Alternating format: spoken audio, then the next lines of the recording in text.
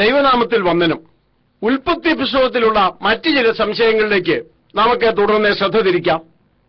ഏറ്റവും അധികം ആളുകൾ ഉൽപ്പത്തി പുസ്തകവുമായി ബന്ധപ്പെട്ട് ചോദിക്കുന്ന ചോദ്യം, കയീന് എവിടെ നിന്ന് ഭാര്യയെ ലഭിച്ചു എന്നുള്ളതാണ്.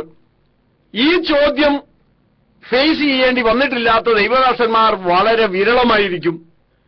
ഏറ്റവും കുറഞ്ഞത് 100 പേരെങ്കിലും ഈ ചോദ്യം എന്നോട് ചോദിച്ചിട്ടുണ്ട്. പലരും വളരെ തന്ത്രപൂർവമാണ് ഈ ചോദ്യവുമായി സമീപിക്കുക.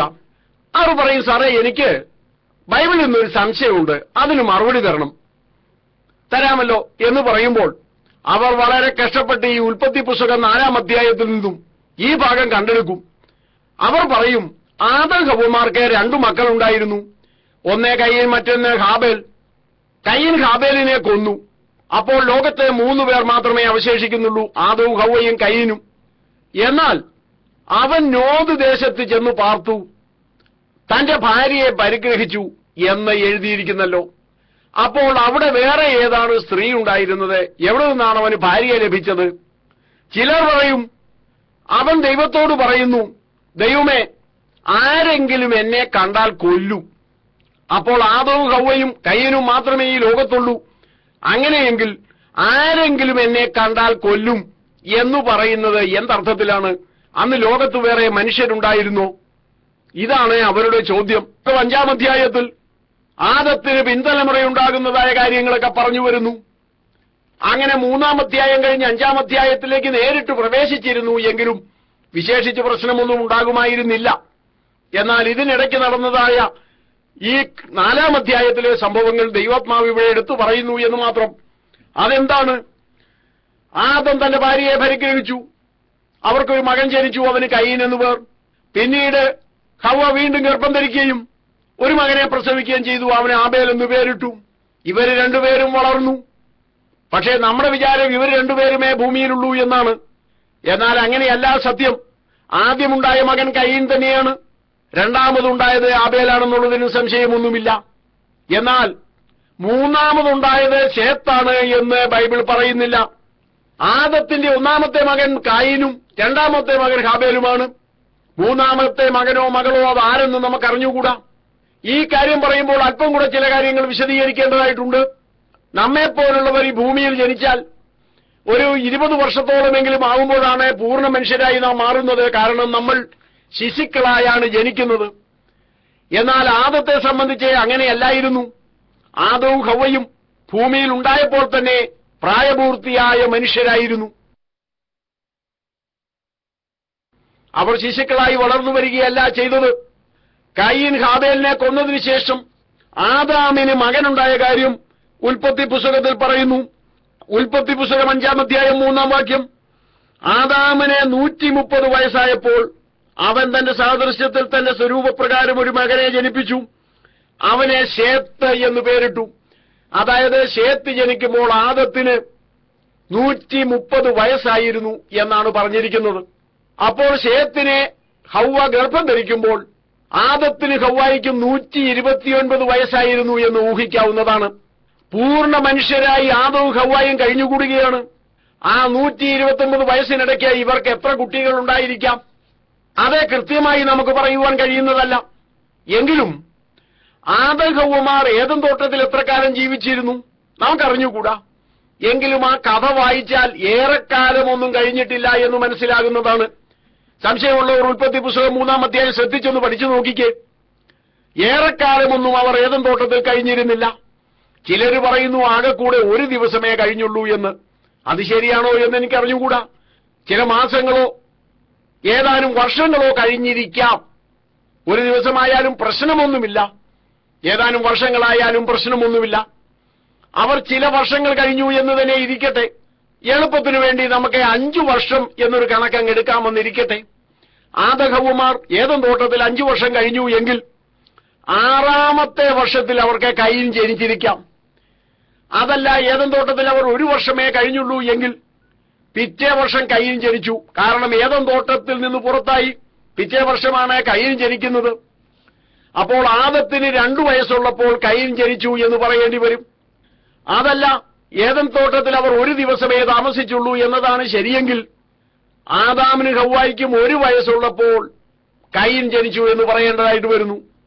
ഇനി 5 വയസ്സുള്ളപ്പോൾ, അതായത് ഏദൻ തോട്ടത്തിൽ നിന്ന് ഇവർ പുറത്തുപോയത് 5 വർഷം കഴിഞ്ഞാണെങ്കിലും ആദത്തിന് ഹവ്വായ്ക്കും 5 വയസ്സ്, അല്ലെങ്കിൽ അടുത്തൊരു വർഷം കൂടെ കൂട്ടിയാൽ 6 വയസ്സുള്ളപ്പോൾ കയീൻ ജനിച്ചു എന്ന് പറയേണ്ടി വരും.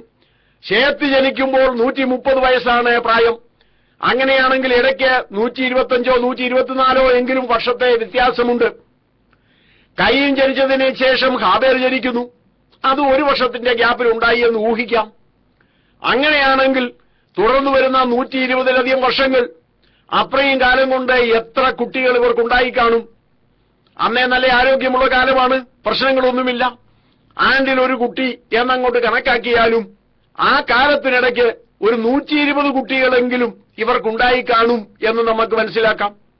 ആൺകുട്ടികളും പെൺകുട്ടികളുമായി ഏറ്റവും കുറഞ്ഞത് 120 കുട്ടികൾ, പകുതി ആണും പകുതി പെണ്ണും എന്ന് വെറുതെ അങ്ങോട്ട് സങ്കല്പിച്ചാൽ 60 ആൺകുട്ടികളും 60 പെൺകുട്ടികളും. ഇവർക്ക് ഒരു 20 വയസ്സാകുന്നതോടെ പ്രായപൂർത്തിയാകുന്നു എന്ന് സങ്കല്പിച്ചാൽ ആദ്യത്തെ കുട്ടിക്ക് 20 വയസ്സ് കഴിഞ്ഞപ്പോൾ അവർ വിവാഹം കഴിച്ചു, അവർക്ക് കുട്ടികളായി. അപ്പോൾ 40-ാമത്തെ വർഷത്തിൽ അവരുടെ പേരക്കുട്ടികളുടെ കുട്ടികളുണ്ടാകും. ചുരുക്കത്തിൽ 120 വർഷത്തിനിടയ്ക്കായിട്ട് 5 or 6 തലമുറ തന്നെ ഉണ്ടാകുവാനുള്ള കാലമായി എന്ന് നാം ഓർക്കുക. മാത്രമല്ല, ജനസംഖ്യാ വർധനവ് എന്ന് പറയുന്നത് അരിത്തമെറ്റിക്കൽ പ്രോഗ്രഷനിലല്ല, ജിയോമെട്രിക്കൽ പ്രോഗ്രഷനിലാണ് നടക്കുന്നത്. എന്താണ് അരിത്തമെറ്റിക്കൽ പ്രോഗ്രഷൻ, എന്താണ് ജിയോമെട്രിക്കൽ പ്രോഗ്രഷൻ? 1, 2, 4, 6, 8, 10, 12, 14 എന്നിങ്ങനെ 2 വീതം കൂട്ടുക, അല്ലെ 3 വീതം കൂട്ടുക. 3, 6, 9, 12, 15 അങ്ങനെ ക്രമമായി ഒരു സംഖ്യ കൂട്ടിക്കൊണ്ടുപോകുന്നതാണ് അരിത്തമെറ്റിക്കൽ പ്രോഗ്രഷൻ. എന്നാൽ ജിയോമെട്രിക്കൽ പ്രോഗ്രഷൻ എന്ന് പറയുന്നത് വ്യത്യസ്തമായ ഒന്നാണ്. 1, 2 കഴിഞ്ഞാൽ പിന്നെ 4, 8, 16, 32, 64 എന്നിങ്ങനെയാണ് വർദ്ധിക്കുന്നത്. വലിയൊരു കണക്കാണത്. വളരെ ചുരുങ്ങിയ കാലം കൊണ്ട് വലിയൊരു സംഖ്യയിൽ എത്തിച്ചേരുമെന്ന് ചുരുക്കം. സംശയമുള്ളവർ ഇന്ന് കണക്കുകൂട്ടി നോക്കിക്കൊള്ളുക. ഒരു 25 തലമുറ കഴിയുമ്പോഴേക്കും ജനസംഖ്യയിൽ എത്ര വർധനമുണ്ടാകുമെന്ന്. അനേക കോടിയുടെ വർധനവാണ്. 5 or 6 തലമുറകൾ കൊണ്ട് തന്നെ ആയിരക്കണക്കിന് ജനങ്ങൾ ഈ ഭൂമിയിൽ ഉണ്ടാകുവാൻ കഴിയുന്നതാണ്. അതുകൊണ്ട് ജനസംഖ്യാ വർധനവേ ജിയോമെട്രിക്കൽ പ്രോഗ്രഷനാണെന്ന് മനസ്സിലാക്കുമ്പോൾ കയീൻ ഹാബേലിനെ കൊന്ന കാലത്ത് ഏറ്റവും കുറഞ്ഞത് 1000 ആളെങ്കിലും ഈ ലോകത്തുണ്ടാകും എന്ന് ഊഹിക്കാൻ ബുദ്ധിമുട്ടില്ല. കാരണം കയീൻ ഹാബേലിനെ കൊന്ന ശേഷമാണ് ശേത്ത് ഉണ്ടായത്. ശേത്ത് ആദാമിന്റെ 3-ാമത്തെ മകനാണ് എന്ന് ദൈവവചനം പറയുന്നില്ല. കയീൻ മരിച്ച ശേഷം ഉണ്ടായ മകനാണ് ശേത്ത് എന്ന് മാത്രമേ ദൈവവചനത്തിലുള്ളൂ. അങ്ങനെയെങ്കിൽ ശേത്തിന്റെ ജനനത്തിന് മുൻപായിട്ട് ഒരു 100-ലധികം, ഒരുപക്ഷെ 120-ലധികം മക്കൾ ആദഹവ്വമാർക്ക് ജനിച്ചിരിക്കാം. അവരുടെ മക്കളും കൊച്ചുമക്കളും ഒക്കെയായിട്ട് ആയിരക്കണക്കിന് ആളുകൾ ഈ ഭൂമിയിലുണ്ട്. അതുകൊണ്ടാണ് കയീൻ പറയുന്നത്, ഞാനിതാ ഇപ്പോൾ നിന്നെ വിട്ടുപോകുന്നു, എന്നാൽ എനിക്ക് ഭയമാണ്. കാരണം ആരെങ്കിലും എന്നെ കണ്ടാൽ എന്നെ കൊല്ലും, ആരെങ്കിലും എന്നെ കണ്ടാൽ എന്നെ കൊല്ലും എന്ന് കയീൻ പറയുന്നു. എങ്കിൽ അന്ന് ആയിരക്കണക്കിന് ആളുകൾ ലോകത്തുണ്ടെന്ന് പറയുന്നത് ശരി തന്നെയാണ്. ആരെങ്കിലും എന്ന് പറയത്തക്ക വിധത്തിൽ അനേകർ ഈ ലോകത്തുണ്ടായിരുന്നു ആ കാലത്ത്. അങ്ങനെ കയീന് ആയിരക്കണക്കിന് ആളുകളെ ഭയപ്പെടുന്നത് തെറ്റൊന്നുമില്ല. പിന്നെ ഈ ആയിരക്കണക്കിന് ആളുകൾ ഉണ്ടായ കാര്യം അവിടെ എന്തുകൊണ്ട് പറയുന്നില്ല? മുമ്പേ ഞാൻ പറഞ്ഞു വന്നതുപോലെ തന്നെ ഇവിടെ കയീൻ ഹാബേലിനെ കൊന്ന കഥയാണ് പറയുന്നത്. അതിനിടയ്ക്ക് ആദം ഹവ്വമാർക്ക് വേറെ മക്കളുണ്ടായതും അവർക്ക് സന്തതികൾ ഉണ്ടായതും ഒന്നും പറയേണ്ട കാര്യമില്ലല്ലോ. കയീനും ഹാബേലും വളർന്നതും അവർ ദൈവത്തെ ആരാധിച്ചതും ഹാബേലിന് ദൈവപ്രസാദം ലഭിച്ചതും ദൈവപ്രസാദം ലഭിക്കാത്ത കയീൻ ഹാബേലിനെ കൊന്നതും ഒക്കെ മാത്രമേ പറയേണ്ടതുള്ളൂ. മറ്റേ ലോകത്ത് പല കാര്യങ്ങൾ സംഭവിക്കുന്നുണ്ട്, അതൊന്നും ആ സമയത്ത് പറയേണ്ടതില്ല. ഞാൻ പെരുമ്പാവൂരിൽ 20 വർഷം താമസിച്ച കാര്യം പറയുമ്പോൾ പെരുമ്പാവൂരിലുണ്ടായ എല്ലാ കൊച്ചു കൊച്ചു കാര്യങ്ങളും ഞാനെടുത്ത് പറയേണ്ട കാര്യമില്ല. പറയുന്നത് എന്റെ കാര്യമാണ്, അത് പറഞ്ഞു പോയാൽ മതി. 10 വർഷം ജയിലിൽ കിടന്നയാളെ കുറിച്ച് പറയുമ്പോൾ അയാൾ ജയിലിൽ വെച്ച് അനുഭവിച്ച കഷ്ടതകൾ പറയുമ്പോൾ ജയിലിന് പുറത്ത് എന്തൊക്കെ സംഭവിച്ചു എന്ന് പറഞ്ഞേ മതിയാകൂ എന്നില്ല. പറഞ്ഞു വരുന്ന വിഷയവുമായി ബന്ധമുണ്ടെങ്കിൽ പുറത്തുള്ളത് പറയാം, അതല്ലെങ്കിൽ പറയേണ്ട കാര്യമേ ഇല്ല. കൃത്യമായ കണക്ക് ബൈബിളിലില്ല. ആദത്തിന് 5 വയസ്സുള്ളപ്പോഴാണ് കയീൻ ജനിച്ചതെങ്കിൽ കയീൻ ആ കാലത്ത് ഒരു 124 വയസ്സെങ്കിലും ഉണ്ടായിരിക്കാൻ സാധ്യതയുണ്ട്. 1 വർഷം കഴിഞ്ഞാണ് ഹാബേൽ ജനിച്ചതെങ്കിൽ ഹാബേലിന് ഒരു 123 വയസ്സാകാൻ സാധ്യതയുണ്ട്. അത്രമാത്രം പ്രായമുള്ളവരാണ്. പക്ഷെ നാം കഥ വായിക്കുമ്പോൾ നമുക്ക് തോന്നുന്നത് ആദത്തിന് ഹവ്വായ്ക്ക് 2 മക്കൾ ജനിച്ചു, അവര് പതുക്കെ വളർന്നു, 10, 15, 20 വയസ്സായപ്പോൾ ഈ സംഭവങ്ങളൊക്കെ ഉണ്ടായി എന്നാണ്. അങ്ങനെയൊന്നും ബൈബിൾ പറയുന്നില്ല. ബൈബിളിൽ പറയാത്തതൊക്കെ നാം തെറ്റിദ്ധരിക്കുകയും കണക്ക് കൂട്ടുകയും ഭാവനയിൽ കാണുകയും ചെയ്യും. എന്നിട്ട് നാം ഭാവനയിൽ കണ്ടതുപോലെ കാര്യങ്ങൾ നടക്കാതെ വരുമ്പോൾ ബൈബിൾ തെറ്റാണെന്ന് പറയും. ഇതാണ് പലപ്പോഴും സംഭവിക്കുന്നത്. ബൈബിളിൽ പറയുന്നത് അതുപോലെ തന്നെ വിശ്വസിച്ചാൽ, അക്ഷരാർത്ഥത്തിൽ നാം ഈ കാര്യങ്ങളൊക്കെ മനസ്സിലാക്കിയാൽ ഇത്തരം അബദ്ധങ്ങളിൽ നിന്ന് നമുക്ക് രക്ഷപ്പെടാവുന്നതേയുള്ളൂ. അങ്ങനെ കായീൻ യഹോവയുടെ സന്നിധിയിൽ നിന്ന് പുറപ്പെട്ട് ഏദെന് കിഴക്കെ നോദ് ദേശത്ത് ചെന്ന് പാർത്തു. കായീൻ തന്റെ ഭാര്യയെ പരിഗ്രഹിച്ചു, അവൾ ഗർഭം ധരിച്ച് ഹാനോക്കിനെ പ്രസവിച്ചു എന്നാണ് എഴുതിയിരിക്കുന്നത്. പലരും ചോദിക്കുന്നത്, ഇവൻ നോദ് ദേശത്ത് എന്ന് പാർത്തു, അവിടെ ഇവന് ഭാര്യയെ ലഭിച്ചു, അവിടെ അവൻ വിവാഹം കഴിച്ചു, എന്താണ് ഇതിന്റെ അർത്ഥമെന്നാണ്. അതിന് ബുദ്ധിമുട്ടില്ല. കാരണം അന്ന് ആയിരക്കണക്കിന് ആളുകൾ ഈ ഭൂമിയിലുണ്ട് എന്ന് നാം കണ്ടു കഴിഞ്ഞല്ലോ. അപ്പോൾ നോദ് ദേശത്ത് 10, 200, 500 ആൾക്കാരുണ്ടായിരിക്കാം. അവിടെ ചെന്ന് താമസിക്കുകയും അവിടെ നിന്നൊരു സ്ത്രീയെ അവൻ ഭാര്യയായി എടുക്കുകയും ചെയ്തു. അങ്ങനെ ചിന്തിക്കുന്നതിന് ബുദ്ധിമുട്ടൊന്നുമില്ല. ഇനി അങ്ങനെ ആയിരിക്കണമെന്ന് നിർബന്ധവുമില്ല. കാരണം കയീന് ഭാര്യയെ ലഭിച്ചത് നോദ് ദേശത്ത് നിന്നാണ് എന്ന് ബൈബിൾ പറയുന്നില്ല. ഞാൻ ആ ഭാഗം ഒരിക്കൽ കൂടെ വായിക്കാം. അങ്ങനെ കയീൻ യഹോവയുടെ സന്നിധിയിൽ നിന്ന് പുറപ്പെട്ട ഏദെന് കിഴക്കെ നോദ് ദേശത്ത് ചെന്നു പാർത്തു. കയീൻ തന്റെ ഭാര്യയെ പരിഗ്രഹിച്ചു, അവൾ ഗർഭം ധരിച്ച് ഹാനോക്കിനെ പ്രസവിച്ചു എന്നാണ്. പരിഗ്രഹിക്കുക എന്ന് പറഞ്ഞാൽ സാധാരണഗതിയിൽ വിവാഹം കഴിക്കുക എന്ന് തന്നെയാണ്. ആ അർത്ഥത്തിലാണ് പലരും ഇത് ധരിക്കുന്നത്. അതായത് അവൻ നോദ് ദേശത്ത് ചെന്നു ഒരു സ്ത്രീയെ വിവാഹം കഴിച്ചു എന്നാണ്. പക്ഷെ ഇവിടെ പരിഗ്രഹിക്കുക എന്ന് തർജ്ജമ ചെയ്തിരിക്കുന്ന ആ വാക്ക് വിവാഹം കഴിച്ചു എന്ന അർത്ഥത്തിലല്ല പ്രയോഗിച്ചിരിക്കുന്നത്.